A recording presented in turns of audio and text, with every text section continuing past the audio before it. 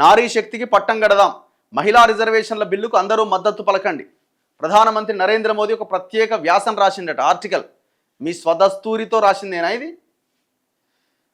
మహిళా reservation bill రాబోతున్నది, so ఆ బిల్లుకు అందరూ మద్దతు పలకండి అని ప్రధానమంత్రి చెప్తున్నారు. మరి ఇప్పుడు మహిళా బిల్లు మంచిదే, 33% రిజర్వేషన్ బిల్ ఇది. చట్టసభల్లో మహిళలు ఎమ్మెల్యేలుగా ఎంపీలుగా వాళ్ళకు కూడా అవకాశాలు కల్పించాలి అన్న ఆలోచన చాలా గొప్పదే. కానీ మరి ఏ మహిళలు రావాలి?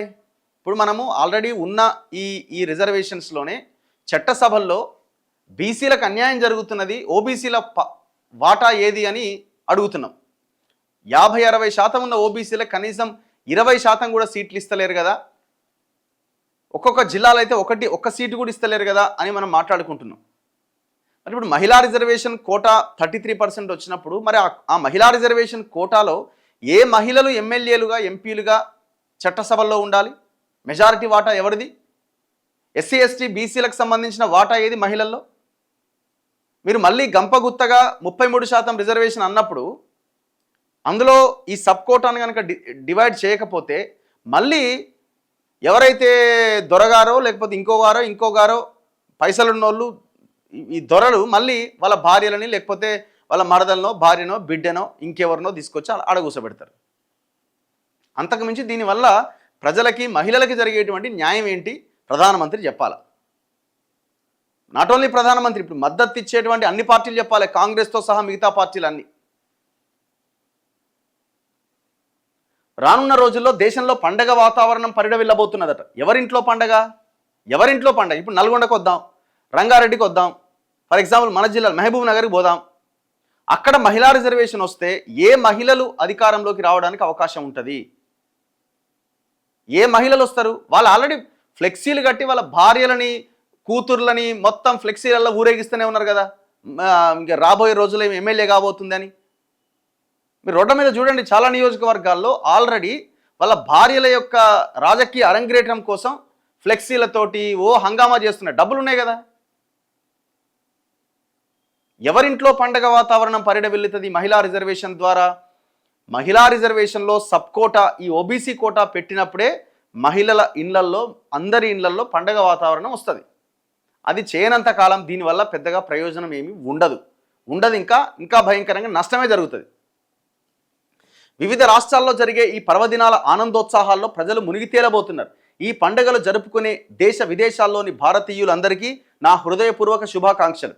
ఈ నెల 11వ తేదీన మనం మహాత్మా పూలే ద్విశతాబ్ది ఉత్సవాలు ప్రారంభించబోతున్నాం.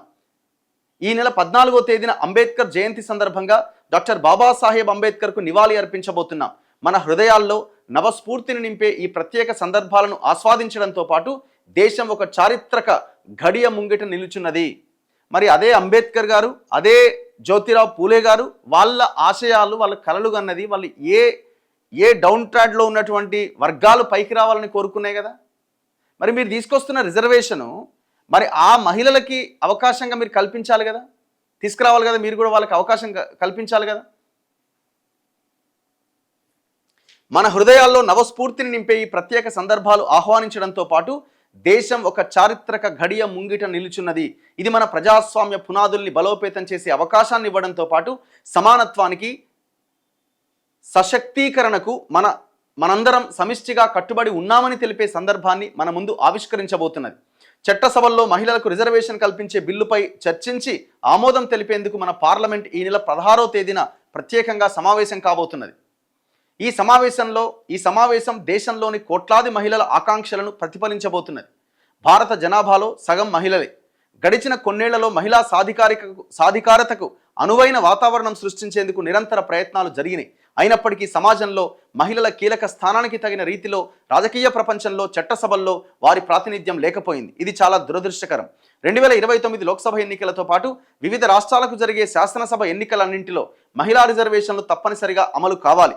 గడిచిన అనేక దశాబ్దాలుగా గత ప్రభుత్వాలు ప్రజాస్వామ్య వ్యవస్థల్లో మహిళలకు హక్కుగా దక్కాల్సిన స్థానాన్ని అందించేందుకు పలుమార్లు ప్రయత్నించాయి, కానీ అవేవి ఫలవంతం కాలే. అయితే చట్టసభల్లో మహిళల ప్రాతినిధ్యం పెరగాలి అన్న విషయంపై అందరూ ఏకాభిప్రాయంతోనే ఉన్నారు. అదే ఏకాభిప్రాయంతో పార్లమెంట్ 2023 సెప్టెంబర్లో నారీ శక్తి వందన్ అధినియంకు ఆమోదం తెలిపింది. అది నా జీవితంలోని అతి ముఖ్యమైన సందర్భాల్లో ఒకటి. మహిళలకు చట్టసభల్లో రిజర్వేషన్ కల్పించాలి అన్న సంకల్పం మన రాజ్యాంగ స్ఫూర్తిని ప్రతిబింబిస్తోంది. ఈ ఘడియను మరికొంతకాలం వాయిదా వేసేందుకు వీల్లేదు. చట్టసభల్లో మహిళా భాగస్వామ్యాన్ని పెంపొందించాల్సిన అవసరం ఉందని దశాబ్దాలుగా అందరూ అంగీకరిస్తున్నారు. దానిపై చర్యల్ని మరింత వాయిదా వేయడం మనం సరిదిద్దగలిగిన ఒక అసమతౌల్యాన్ని మరికొంతకాలం కొనసాగించడమే అవుతుంది. మహిళల ఆకాంక్షల పూర్తికి నడుం కట్టడం అనివార్యం. మన ప్రజాస్వామ్యాన్ని అందరికీ ప్రాతినిధ్యం వహించేదిగా, అందరి ఆకాంక్షలకు స్పందించేదిగా, ఉజ్వల భవితవ్యానికి బాటలు వేసేదిగా, తీర్చిదిద్దేదిగా చారిత్రక అవకాశం నిజంగా ఇదే. ఈ గడియలో మనందరం సమిష్టిగా పనిచేయాలి. ఇది ఒక ప్రభుత్వానికో, పార్టీకో, వ్యక్తికో సంబంధించిన విషయం కాదు. జాతి యావత్తు ఈ చర్య ప్రాధాన్యాన్ని గుర్తించి సమిష్టిగా ఆశయ సాధన కోసం కదలాల్సిన అంశం ఇది. మన నారీ శక్తికి పట్టం కట్టి రుణం తీర్చుకోవాల్సిన తరుణం ఇది. అందుకే మహిళా రిజర్వేషన్ బిల్లుకు మనం తెలిపే ఆమోదం జాతీయ ప్రయోజనానికి పథనిర్దేశం చేస్తూ వీలైనంత విస్తృతంగా ఏకాభిప్రాయాన్ని ప్రతిబింబించాలి. మహిళా రిజర్వేషన్ల బిల్లుకు ఆమోదం తెలిపేందుకు ఉద్దేశించిన చారిత్రక సమావేశం దగ్గర పడుతున్న ఈ తరుణంలో పార్టీలకు అతీతంగా పార్లమెంట్ సభ్యులందరికీ నా విన్నపం ఒక్కటే: భారత మహిళల కోసం తీసుకోబోతున్న ఈ చర్యకు అందరూ మద్దతు పలకండి. ఈ అవకాశాన్ని బాధ్యతగా, ఉద్దేశపూర్వకంగా అందిపుచ్చుకుందాం. అత్యున్నత ప్రజాస్వామ్య విలువల్ని ప్రతిబింబించేలా ప్రవర్తిద్దాం. ఈ బిల్లు 100కి 100% ఆమోదం పొందుతుంది. ఎవరు దీన్ని వ్యతిరేకించారు.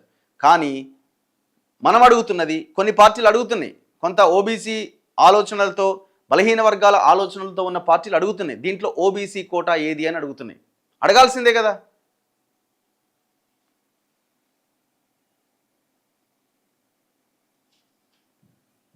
సో ఇది నిన్న ప్రధానమంత్రి చెప్తున్న 16వ తారీఖు ప్రత్యేకంగా పార్లమెంట్ సమావేశమై ఈ బిల్లును ఆమోదింపజేస్తే 2029లో జరిగే ఎలక్షన్స్లో మహిళా రిజర్వేషన్స్ అందుబాటులోకి వస్తే ఆలోపు డీలిమిటేషన్ ఈ ప్రక్రియ అంతా అవుతుంది.